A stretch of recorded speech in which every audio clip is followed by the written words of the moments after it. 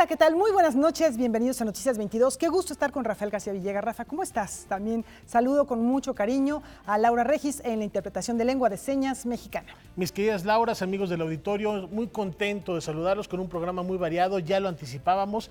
Va a ser un programa con mucha música esta noche, pero también hay que echar un vistazo a lo que sucede en las artes plásticas, en las artes visuales y además una tradición muy arraigada al pueblo mexicano. Efectivamente, se trata de estos cuadros, a veces, o imágenes o fragmentos de palabras que representan un agradecimiento a la deidad por los favores recibidos, y de esto ha habido mucho en México, nada más que hay temporadas en las que pues hay circunstancias que hacen que se sustraigan estos patrimonios porque forma parte de nuestro patrimonio, pero ahora hay una recuperación. Bueno, Frida Kahlo, Diego Rivera, más acá Carlos Monsiváis fueron encargados de coleccionar, de cuidar y de preservar y de difundir el trabajo de los exvotos, y ahora hay una exposición que no hay que perdernos.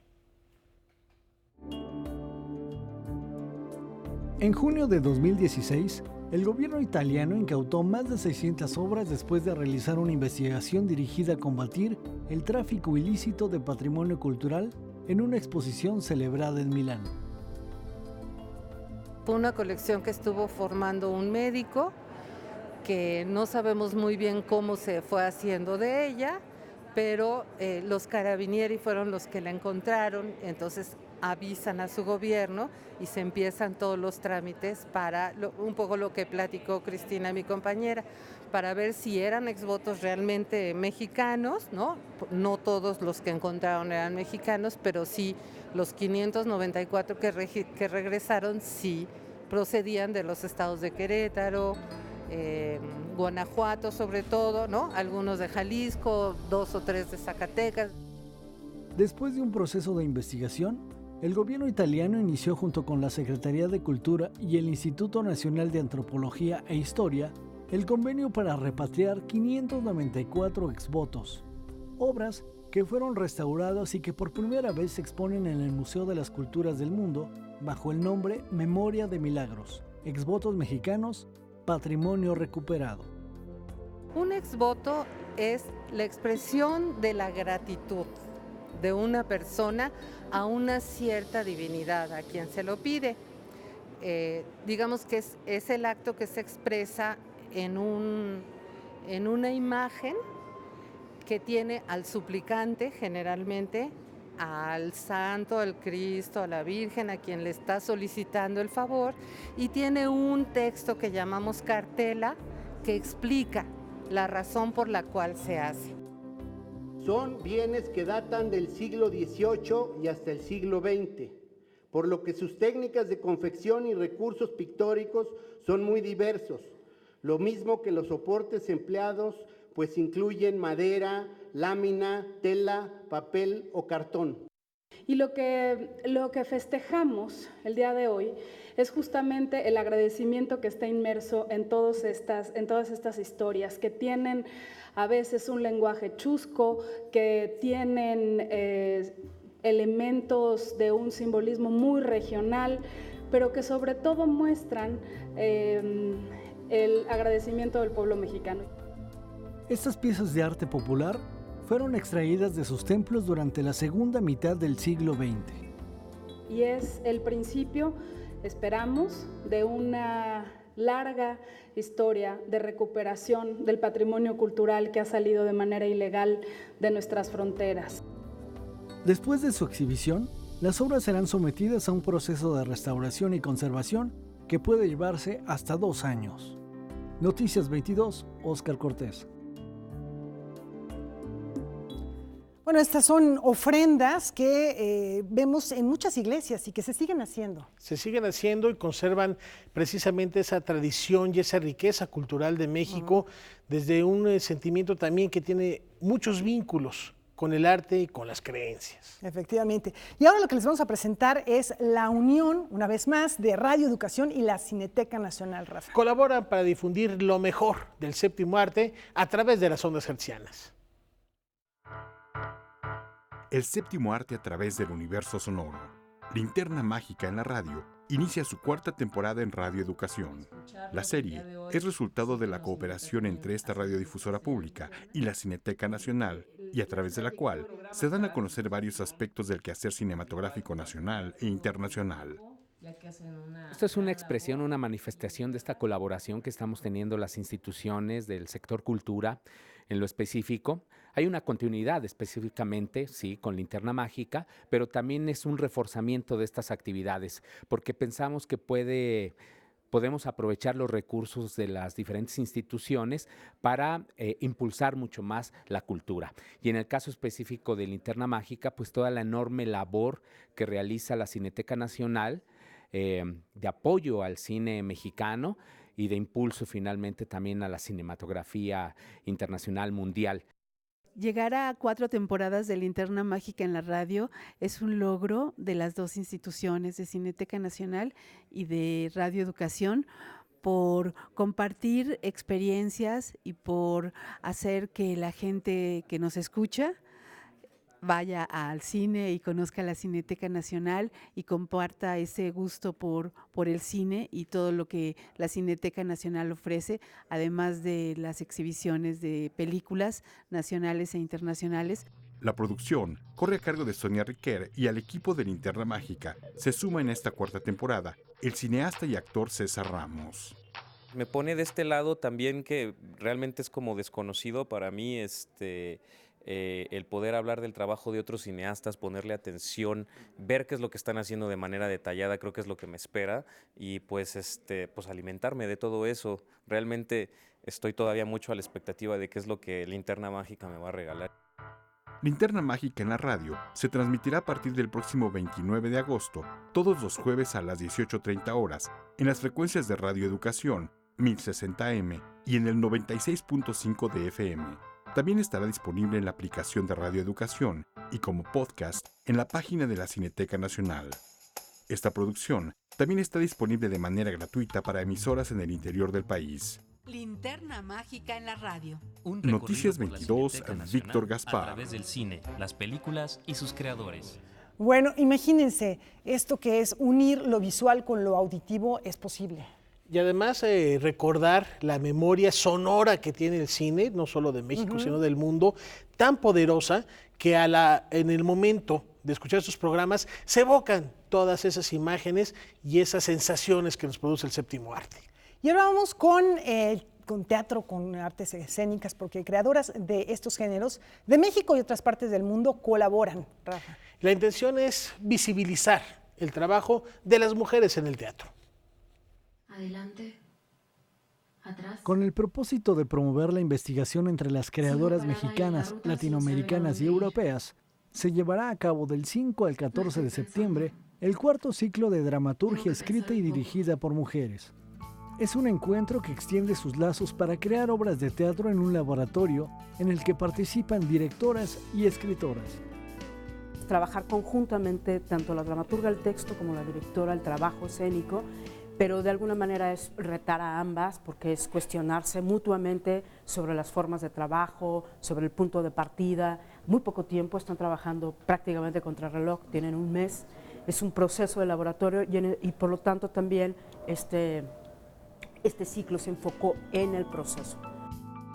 Las piezas partirán de cero y hablarán sobre la ausencia, el desplazamiento, la migración, la amistad a distancia y la violencia. Los países invitados en esta ocasión son Holanda, que es Nienke Overbeek, Francia con Julie Pichavant, Italia con Leticia Russo, Argentina con Juliana Kiers, y Colombia con Jenny Cuervo y en México Gabriela Román. Entre los retos que deben cumplir las participantes está cuestionar la dramaturgia contemporánea.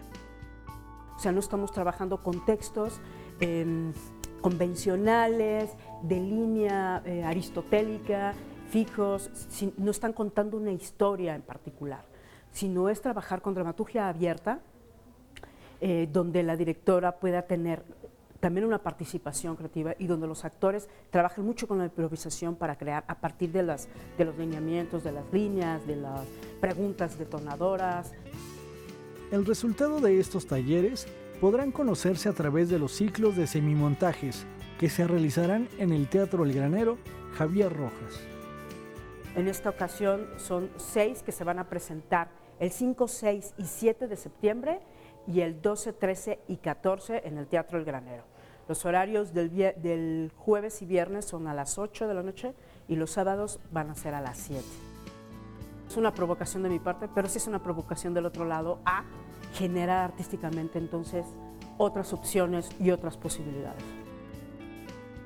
Noticias 22, Óscar Cortés. Bueno, pues está el impulso a las creadoras. En los distintos rubros de hacer teatro, desde la preproducción hasta el montaje ya de una obra. Vamos a hacer una brevísima pausa, pero tenemos mucho más aquí en Noticias 22. Volvemos.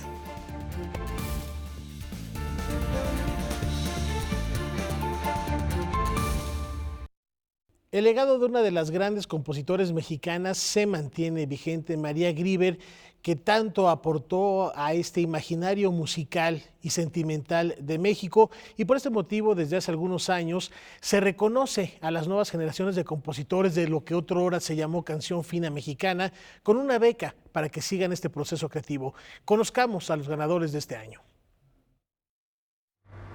El Auditorio Nacional dio a conocer a los ganadores de la 9ª edición de la beca María Grieber, estímulo que apoya la composición de música popular mexicana y que será entregado a 8 autores. Diego Ortega, de la Ciudad de México, Fernando Cruz Quintero, de Baja California, Gabriela Medina, Francisco Rebollar, María Díaz y Luis de la Isla, de Jalisco, quienes trabajaron en coautoría, Carlos Gallardo, de Coahuila, y María Ramírez, de Chihuahua.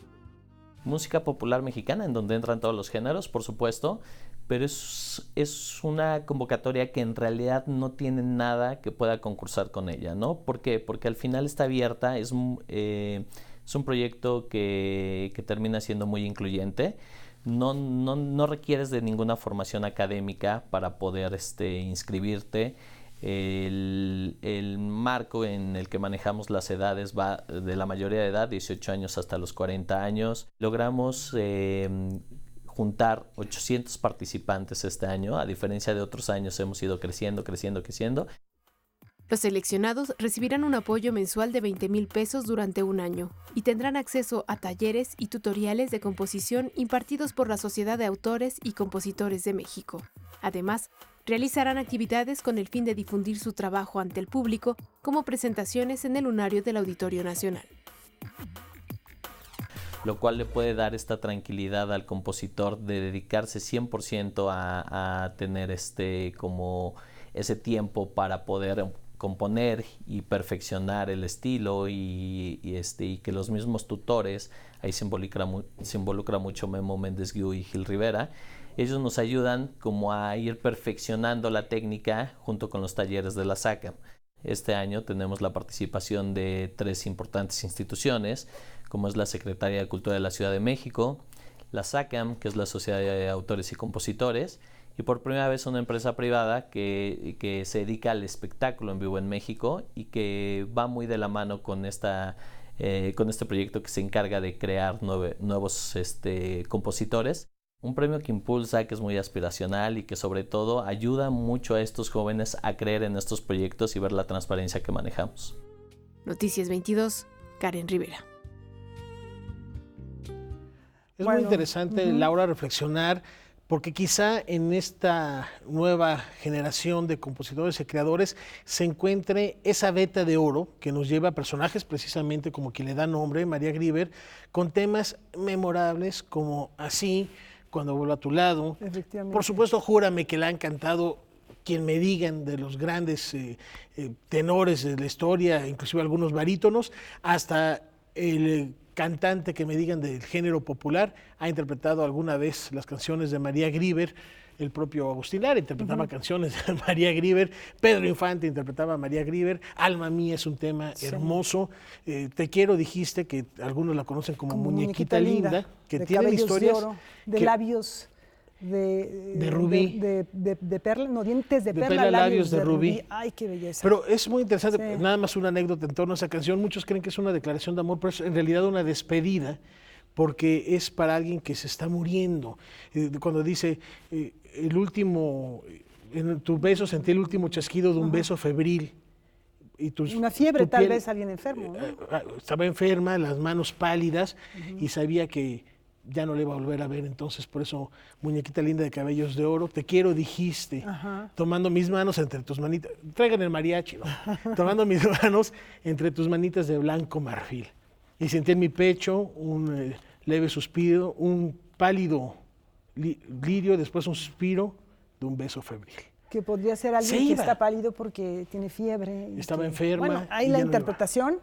La interpretación yo creo que... Y a veces escucho un eco divino que envuelto en la brisa parece decir, ya no está.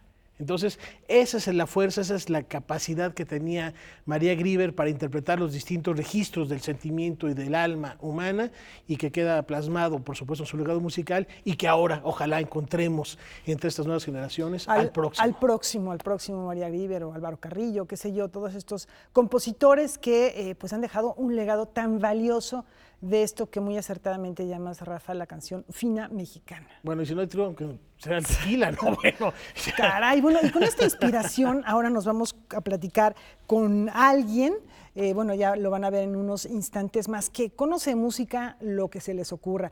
Todos los miércoles la música visita Casa Lam y vean cómo se pone, así que pues hay que animarse para asistir. Desde hace 21 años, el compositor y musicólogo Sergio Berlioz imparte en el Centro de Cultura Casa Lam el curso Miércoles Musicales, donde reflexiona sobre la historia detrás de las composiciones más importantes del mundo. Bruckner, Brahms, Wagner, Verdi, Puccini, Tchaikovsky, música rusa, música francesa, música mexicana, América Latina en su música. Vamos, han sido ciclos que tienen duración que oscila entre 6 a 15 semanas, ¿no? Qué gusto tenerlo aquí. Sí. Las conferencias están abiertas a todo aquel interesado en conocer y entender la música a profundidad amenamente. En el caso de cualquier obra que yo analizo, siempre es a partir de la partitura. O sea, es una actitud muy responsable, muy seria, profunda de la partitura desde sus entrañas, como había mencionado. Y naturalmente esto no quiere decir que seamos demasiado solemnes, sino que lo que hacemos es que sea muy atractivo, el público pregunta, el público participa, el público ríe, el público se informa, pero también se forma con una música que muchas veces es un descubrimiento, aunque la conociera desde toda la vida. Actualmente imparte el ciclo Stravinsky Consagra la Primavera, compuesto por 8 conferencias en las que se reflexiona sobre las obras más características y emblemáticas del compositor ruso en un orden cronológico. La programación de los miércoles musicales en Casa Lam se puede consultar en casalam.com.mx. Invitar al público a que nos acompañe. Estamos aquí hace ya 21 años divirtiéndonos y aprendiendo todos los miércoles, en los miércoles musicales de Casa Lam a las 7 de la noche en Álvaro Obregón 99. Con información y texto de Omar Vera, Noticias 22.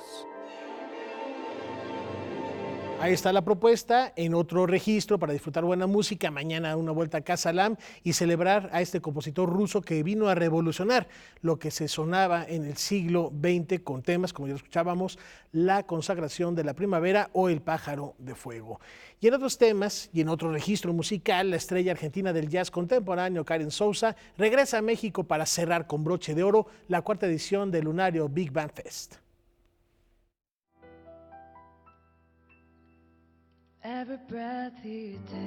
Como parte del Big Band Fest, Karen Souza ofrecerá 2 conciertos en nuestro país. Es considerada la nueva gran voz del jazz.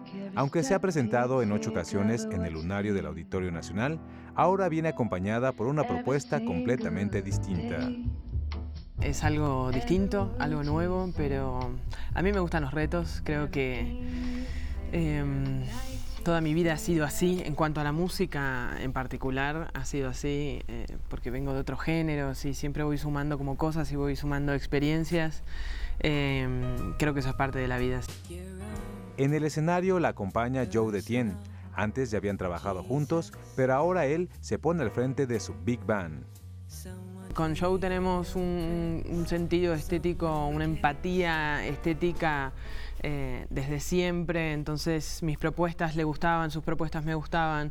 Ese proceso ha sido muy fluido y bueno, de mucho trabajo. Hace muchos meses que venimos preparando este material.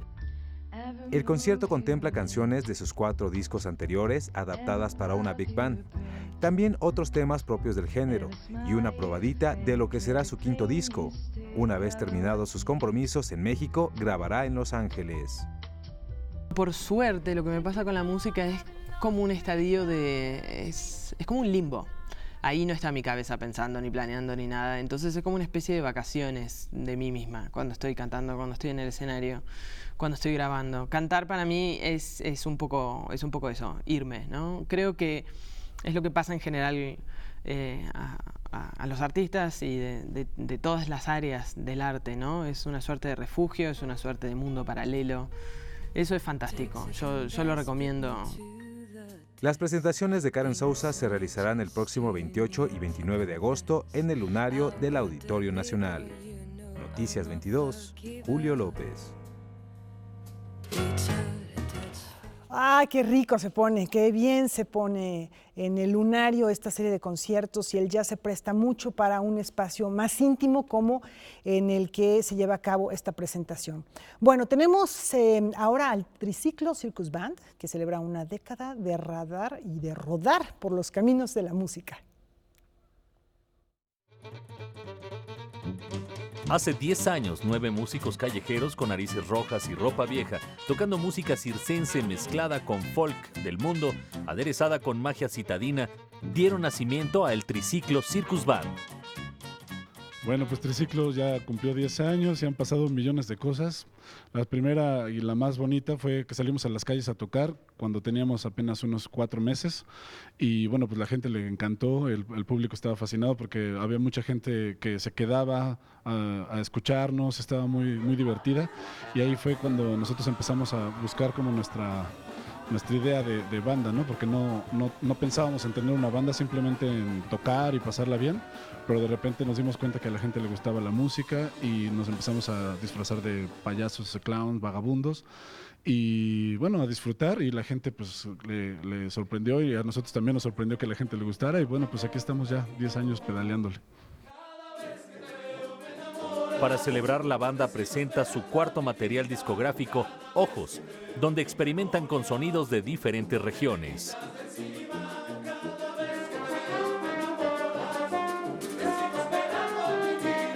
Presentamos el nuevo disco que se llama Ojos, es el 4º disco de la banda, pues son 16 canciones que van desde algo triste y algo mucho más alegre. De hecho, este disco es como un poquito más alegre que todos los demás. Hay cosas igual un poco reflexivas, hay cosas para disfrutar de amor, de desamor, como en todas las canciones del Triciclo. Y pasa también de música de diferentes cosas. Por ejemplo, ahorita metimos la lengua en zapoteco, bueno, no sé si se diga lengua o lengua en zapoteco, que es algo oaxaqueño. También hay canciones en francés, también hay canciones en portugués, hay canciones en italiano y bueno, pues también este disco también tiene mucho que ver con, bueno, es como una...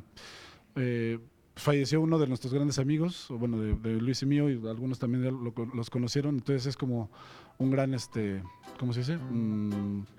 Tributo o inspiración hacia él. En su camino, la música del Triciclo Circus Band ha logrado llegar a distintos países y a público de todas las edades, junto a quienes ha disfrutado y aprendido. Pueden escuchar ya toda la música está arriba en una nube que se llama YouTube y en Spotify. En Spotify y en YouTube pueden ya escuchar todo el disco de Ojos para que le caigan y escuchen la nueva propuesta del Triciclo.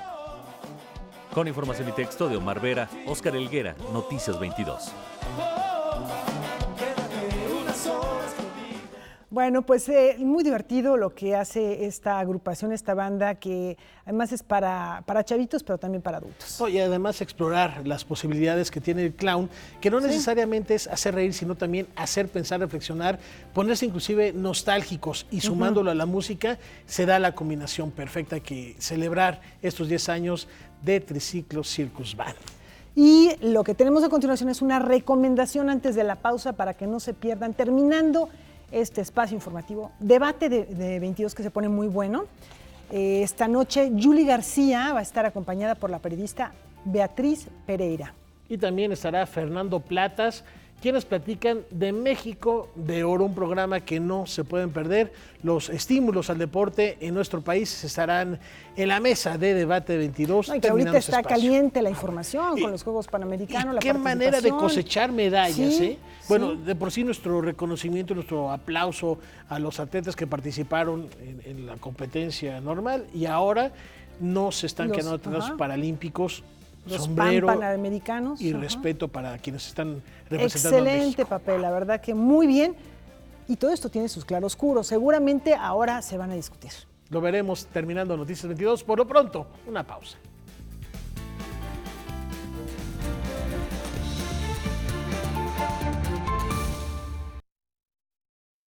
Bueno, pues pasan los años y seguimos esperando a Godot. La obra cumbre del teatro absurdo regresa a la escena nacional. No podemos. ¿Por qué? Porque estamos esperando a Godot. Ah, claro. Sí. En Esperando a Godot, Estragón y Vladimir inventan una serie de juegos para transitar por la vida y hacerla lo menos aburrida posible. Ellos esperan a Godot, que es la significación del tiempo, símbolo creado por el hombre para distraer su angustia provocada ante el abismo de encontrarse solo. Los personajes hablan del sinsentido de la vida, ¿no?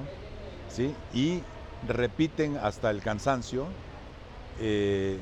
todos esos subterfugios, todos esos pretextos que los llevan a un poco pasar la vida, ¿no? Eso es en la parte, digamos, formal, con diálogos fascinantes de reflexiones sobre la nada, sobre la desesperanza, sobre la marginalidad, sobre la brutalidad y sobre la violencia. En ese sentido se, digamos, inscribe en una sociedad en el siglo XXI como la que estamos viviendo, ¿no? La tragicomedia del dramaturgo irlandés Samuel Beckett, representante del teatro de lo absurdo, se presentará en el Centro Nacional de las Artes con una puesta en escena dirigida por el director José Luis Cruz. Es decir, es muy radical el planteamiento tanto de Beckett en sus diálogos como de la puesta en escena, ¿no? ¿Sí? No hay más que un actor o actores que representan lo irrepresentable, ¿sí? Que es este juego lúdico que tiene el actor frente al público. Es una broma macabra de juegos sin sentido que nos llevan a describir la vacuidad de la existencia humana, ¿no? De eso trata, y es terriblemente nihilista, es terriblemente decepcionante porque nos quedamos en el mismo punto desde donde abordamos. En la obra el público vive de cerca la ansiedad de estos personajes que insistentemente buscan un espacio para su encuentro fortuito con Godot, pero en el camino se encontrarán con otros personajes que simbolizan la decadencia del ser humano. ¿Estás seguro de que era esta noche? ¿Qué? ¿Cuándo deberíamos esperarlo? Las funciones serán de jueves a domingo del 22 de agosto al 1 de septiembre en el Foro de las Artes del CENART. Con información y texto de Omar Vera, Noticias 22. Bueno, ¿y con qué vigencia, Rafa? Que nos llenamos de imágenes, de sonidos, de actividades, de conversaciones, de ruido, para no enfrentarnos al vacío. A la verdad. A la verdad. Y Godot sigue sin llegar. Y no llegará, ¿eh? No me eches a perder, no spoilees. El arquitecto mexicano Pepe Moyao comparte sus experiencias en la recuperación de algunos de los sitios más icónicos de la capital. José Moyao ha trabajado en la rehabilitación de inmuebles como el Palacio de los Deportes, el Teatro Metropolitan y el Cine Orfeón, así como en el Frontón México, el Foro Sol y el Auditorio de Guadalajara. Recientemente impartió una conferencia en el Palacio de Bellas Artes sobre el patrimonio y su utilización. Hoy día es muy difícil que empieces un proyecto de cero, ¿sí? Pero pues esta es otra opción, ¿no? Trabajar con lo que existe y cómo transformarlo, reestructurarlo. El último proyecto que fue un rescate bastante increíble fue el Frontón México.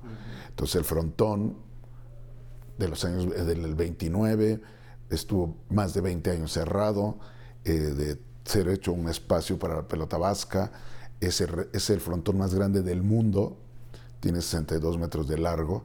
Y hoy día con esta combinación de usos mixtos que tenemos, que es casino, el Hayalay, tiene unas gradas retráctiles, se hace, por ejemplo, la exposición de materia, que es una exposición de arte, y metes un edificio dentro del edificio, ya tiene aire acondicionado, se reestructuró el techo para cargar 70 toneladas de producción, y estamos ahorita con el hotel al lado. Entonces, todo esto, y los señores Cosío invirtieron en arreglar la calle para conectar el teatro, el frontón, con el Museo de San Carlos. La herencia arquitectónica que tenemos debe ser respetada, pero se debe buscar darle otro sentido a la ciudad. Yo creo que la arquitectura hoy día debe de verse como parte de hacer ciudad. Y no, tenemos que concentrarnos, darle otra forma de ver la arquitectura e inclusive de cómo operar las ciudades. Mucho de lo que hemos ido nosotros apostando en las cosas es no tanto en el inmueble, sino en el mueble. Es decir, gradas retráctiles, muros móviles, que le den la flexibilidad a los espacios para poder tener diferentes usos. Para el arquitecto, todas las ciudades ofrecen oportunidades para elaborar proyectos que transformen su entorno.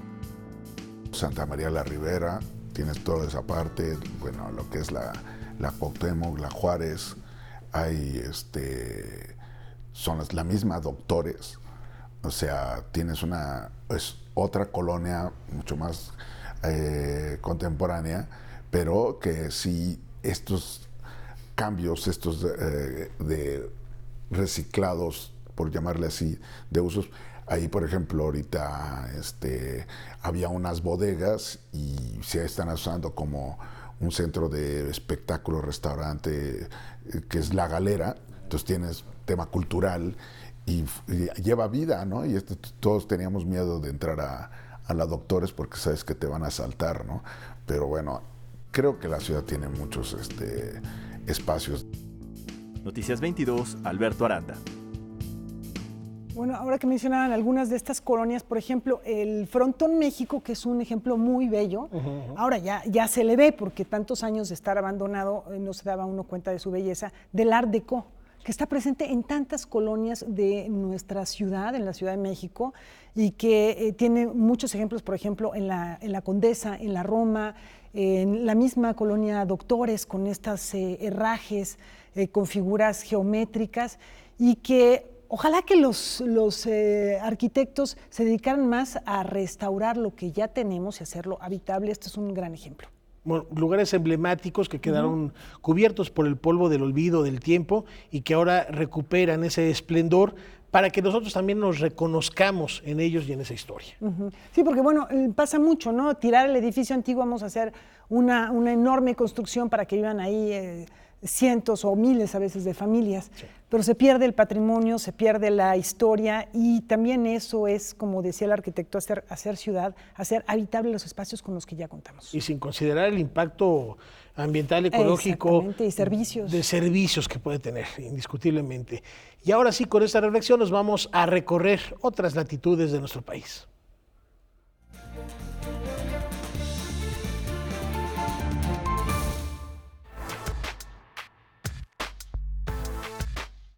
A poco más de un mes de que inicie la 47ª edición del Festival Internacional Cervantino, Guerrero afina los últimos detalles de su participación como estado invitado a la Fiesta del Espíritu.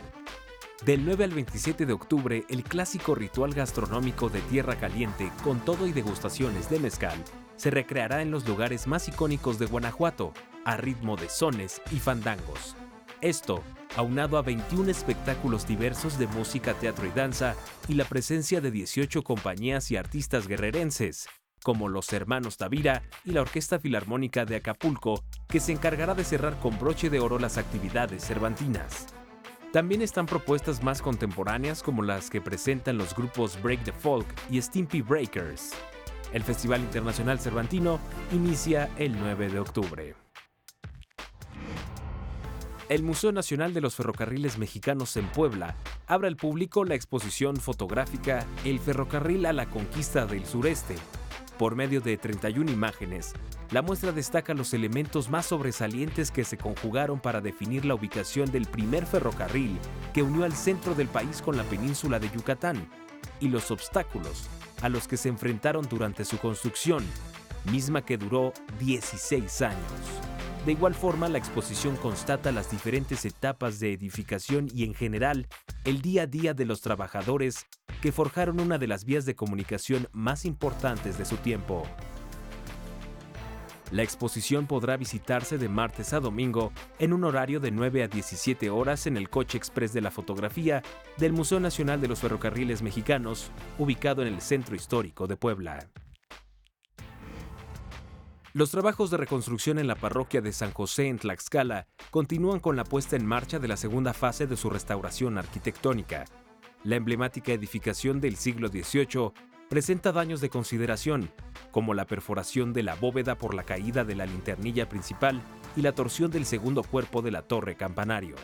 En los próximos meses, se rehabilitará la estructura de las bóvedas con integración de materiales y se reintegrarán los aplanados afectados, los recubrimientos, los vidriados, la yesería y la capa cromática. Todas las afectaciones serán atendidas y se prevé que los trabajos concluyan en 2020. Y después de este recorrido nos vamos a la pausa, Rafa. Y no se vayan, esto se va a poner muy bueno. Pero todavía. Muy bueno, ¿eh?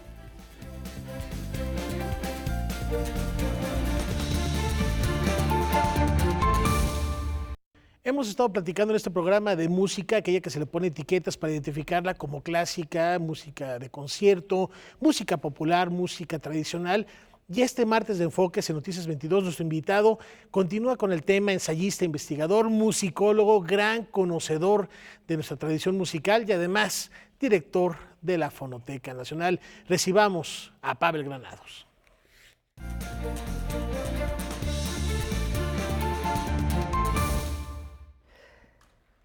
Cuando era niño, escuchaba a su padre que amaba a Frank Zappa. Eso era lo que se escuchaba en su casa. Él, al contrario, se deleitaba con las voces de Agustín Lara, de Lucha Reyes, pero no solo eso, sino que quería indagar en las vidas y andanzas de estos personajes. Pavel Granados está aquí, como ya lo presentó Rafa, ensayista, investigador literario y musical, periodista, escritor, divulgador cultural, conferencista y desde diciembre del año pasado, director de la Fonoteca Nacional, que le vino como anillo al dedo. Ahí estás en tu mero mole. Ya estabas desde hace tiempo como coordinador del catálogo de música popular. Sin embargo, bueno, el tener esta responsabilidad te da otras dimensiones y le da otras posibilidades a tu creatividad, a tu trabajo. Pavel, ¿no te veían raro en tu casa de niño investigando cosas que realmente no eran ni tu generación, ni la de tus papás, yo creo que ni la de tus abuelos? Pues yo creo que sí, me veían rarísimo. No, la de mis abuelos sí, porque por ahí, tal vez. Mi abuelo de muy joven, como a los 18 años, 17, trabajó en un lugar que se llamaba Los Cocoteros, que era un centro nocturno del Hotel Waldorf Astoria. Fue su primer trabajo que él tuvo y consistía en servirle una copa de tequila a Lucha Reyes antes de que cantara. Wow. Entonces yo creo que eso lo tuvo toda la vida fascinado con ella. Por eso yo creo que ese fue uno de los primeros caminos que yo tuve para la música, porque en mi casa los domingos salíamos de paseo y en su coche ponía un cassette con la música de Lucha Reyes. Fíjate, como esta relación con los abuelos, que a veces con los padres siempre hay, por la cuestión generacional, sí, un vínculo no tan fácil. Con los abuelos es mucho más, digamos, fraternal, entrañable. Pero tú desde muy pequeñito te fuiste a investigar, o sea, no solo que te gustaba, sino que te fuiste a investigar y encontraste personajes como uno del que has hablado por ahí, que es una tal Maruca Pérez. Ah, sí, bueno, una cantante, yo la vi en una foto y me fascinó tanto que le pregunté yo una vez a una cantante amiga de ella si me podía contar algo de Maruca. Pues me dio un año así, muy lejano, que había muerto, y fui a buscar su tumba, creo que es el Panteón Español donde está. Encontré la tumba y decía Maruca Pérez, Tu recuerdo perdurará en XW. Fui a la oficina del Panteón y le pregunté al señor que estaba ahí que si me podía dar la dirección de quién pagó esa tumba en 1937, y así me puse a investigar y di con la familia de Maruca. Durante un tiempo fue como familia que yo la fui a visitar, me enseñaban su mantón de Manila, sus cartas de amor, fotos, y un día, como si fueran también fantasmas de esa época, desaparecieron todos y ya no supe más de la familia de Maruca Pérez, pero conseguí las únicas 2 canciones, cuatro canciones que grabó. La descubridora de Agustín Lara. Fue ella la que lo descubrió, Ahora, pero a su hermano le fui a poner el disco y me dijo, yo desde que murió mi hermana hace 60 años yo no la había vuelto a escuchar, me dijo. Ahora, eso que tú estás diciendo es algo que me parece profundamente conmovedor y creo que es parte de las ambiciones que tienes para la fonoteca. Nuestra educación, ya no solo musical, sino sonora.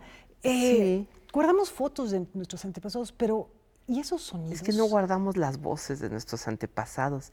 Imagínate lo que sería escuchar a un tatarabuelo hablar, escuchar. Bueno, yo siempre he pensado lo que sería tener 15 segundos de la voz de Sor Juana. Son cosas con las que nada más vamos a soñar, pero por suerte, mira, bueno, por desgracia, el patrimonio sonoro es muy frágil. Sí. En otros países ya va más del 60% de pérdida del patrimonio sonoro, bueno, documental sonoro.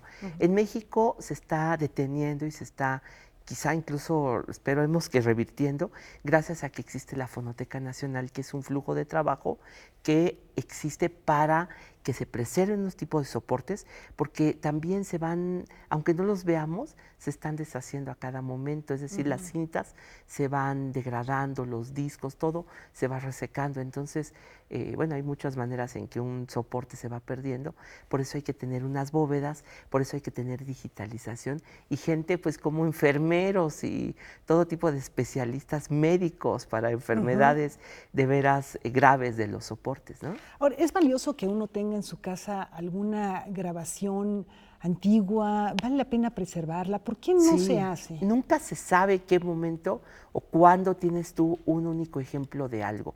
Que tú digas, bueno, esto... Bueno, incluso, mira, yo te puedo decir que en Internet uno cree que está por todos lados toda la información, pero si piensas que hoy ya no existen los primeros 10 años de Internet, entonces te pones a pensar que siempre se está perdiendo este tipo de información. Tú buscas una página del año 2000, ya no existe. Básicamente está perdido todo eso. Tú eres un coleccionista de siempre. Pues lo he sido, me revelo, a veces no duermo pensando que no debería hacerlo. Mi colección de discos está en la Fonoteca Nacional, discos de 78 revoluciones que yo nunca conté. ¿Ya la dejaste ahí? Ya está ahí ahorita, perfecto, sí, ya tiene años ahí.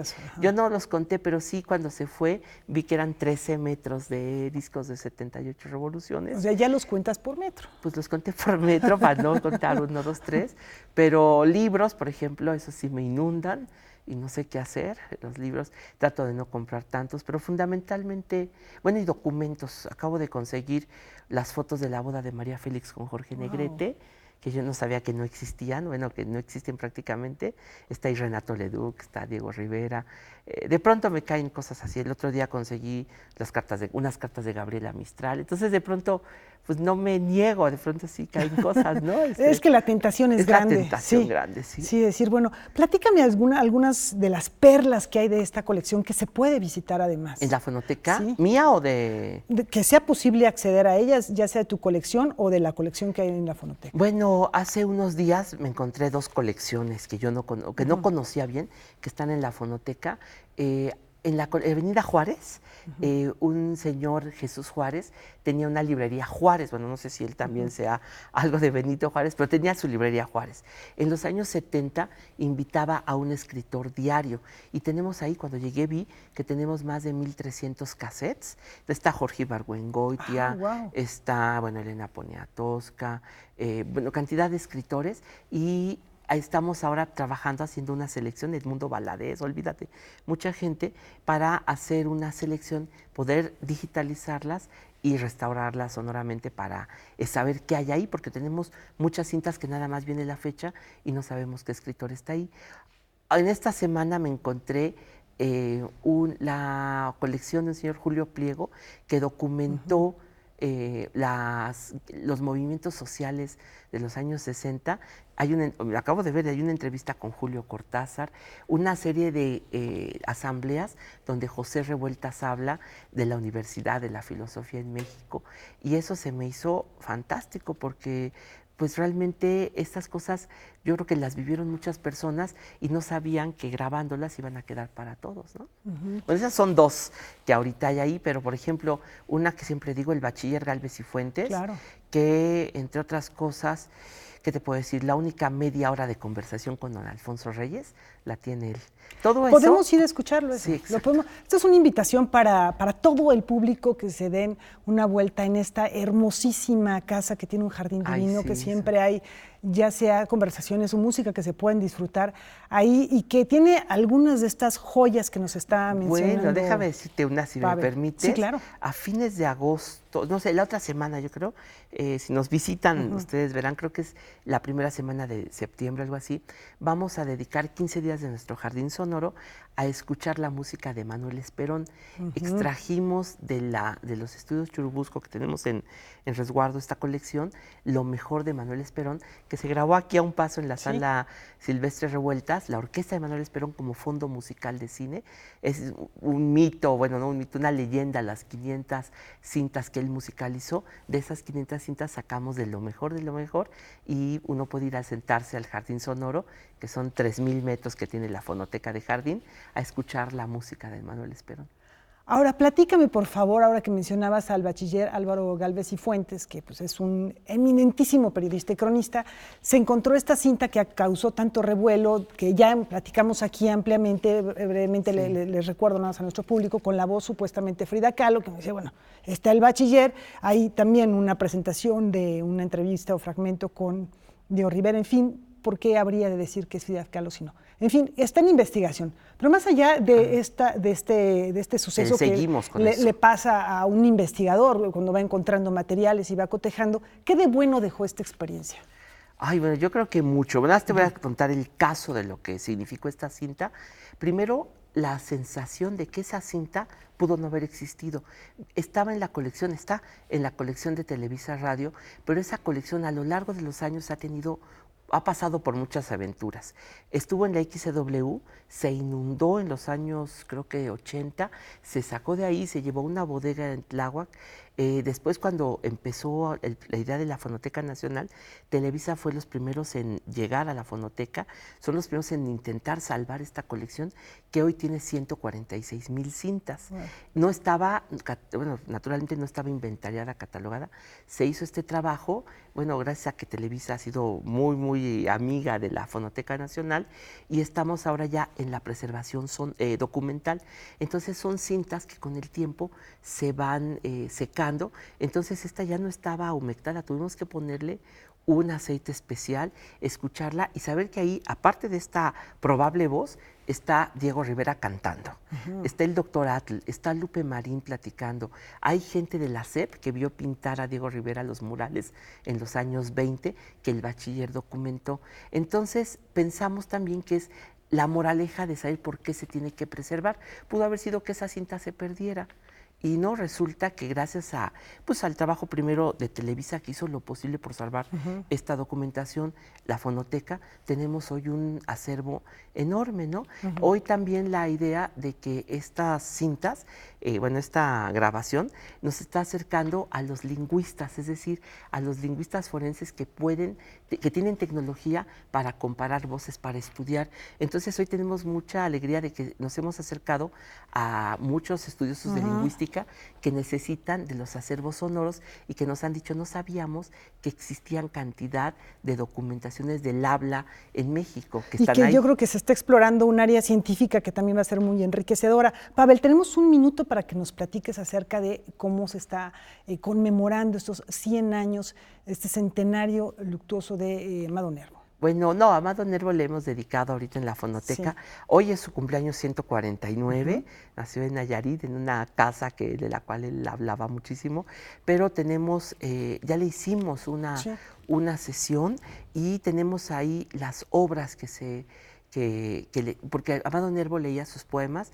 pero en muchos momentos se han musicalizado. Mario Talavera, en fin, Alfonso Ortiz Tirado cantaba sus canciones, el padre José Mojica, después se volvió sacerdote. Tenemos todo este acervo, ya le hicimos una sesión, vamos a estar todavía programando a lo largo de este año, es el centenario de su muerte en Montevideo, más cosas, quizá todavía rescates sonoros de grabaciones de los años 20, los años 30 que no se conocen, las estamos trabajando. Acabamos de descubrir, gracias a Paulina Lavista, que su papá Raúl Lavista musicalizó también música de Amado Nervo. Vamos a ver dónde se utiliza esta música y si no, vamos a invitar a alguien a la fonoteca a ver si las podemos grabar, porque son desconocidas, cosas que van surgiendo. Bueno, pues ya vieron y ahora hay que escuchar, hay que irse a este hermoso espacio que además tiene todas estas perlas de las que hablamos y seguramente más que se irán descubriendo con esta sensibilidad de arqueólogo de la cultura, de la poesía, de la música, de épocas pasadas. Hay de todo. Y justamente quiero, bueno, para finalizar te voy a hacer 3 preguntas de respuesta de una sola palabra tipo cuestionario Proust para cerrar la entrevista, a ver qué te parece, Pavel. ¿Qué personaje lejano en la historia te gustaría como para tener una conversación, una charla? Pues últimamente como leo tanto a Sor Juana, quizás Sor Juana. Quizás Sor Juana. Demasiado ambición, ¿no? No, bueno, está bien, se vale soñar. Ahora, ¿qué te gustaría invitarle para una copa, una bebida? No, chocolate en sus chocolate. mancerinas, porque se inventaron las mancerinas. Hoy se usan en España, es un platito que se ponía con una cajita así para que no se te cayera la taza. ¿Dónde sería esa conversación? En la fonoteca. En la fonoteca. En el parque, por ejemplo. Para grabarla. Para grabarla. Y la grabaría, seguro. La grabaría, sí. Pavel, muchas gracias por estar Laura, con nosotros. Gracias a ti. Gracias por ese entusiasmo que pones en la recuperación y la difusión del patrimonio que es de todos y que de verdad a veces pensamos tanto en lo visual, en una cultura tan visual, y lo sonoro de verdad tiene unas dimensiones que no podemos perdernos, Rafa. Muchas gracias Pavel y enhorabuena, de verdad qué bueno que estés en la fonoteca y hay que darse una vuelta. Y nos vamos a despedir con más música todavía esta noche, rendiendo un homenaje a la diva de los pies descalzos. Hoy hubiera cumplido 78 años Cesárea Évora, originaria de Cabo Verde, África. Los dejamos con su música, hasta mañana.